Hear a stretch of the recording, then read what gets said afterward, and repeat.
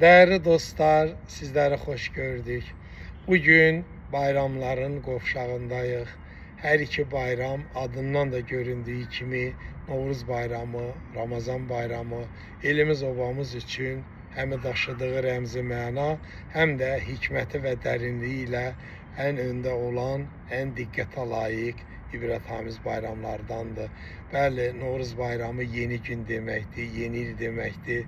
Özündə birləşdirdiyi 4 çərşənbəsi ilə suyu, havanı, yeli və torpağı ifadə etməklə insanın özünün həyata bağını dərindən ifadə edir.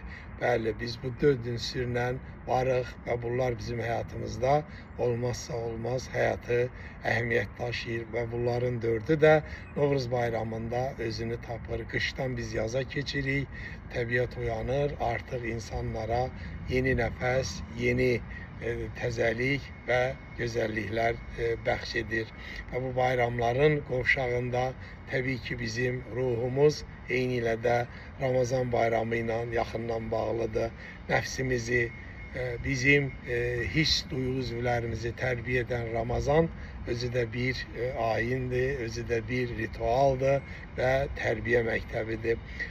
Hisslərimizlə təbiətin Novruz bayramında bir araya gəldiyi bu müqəddəs bayram elimiz obamıza düşərli olsun.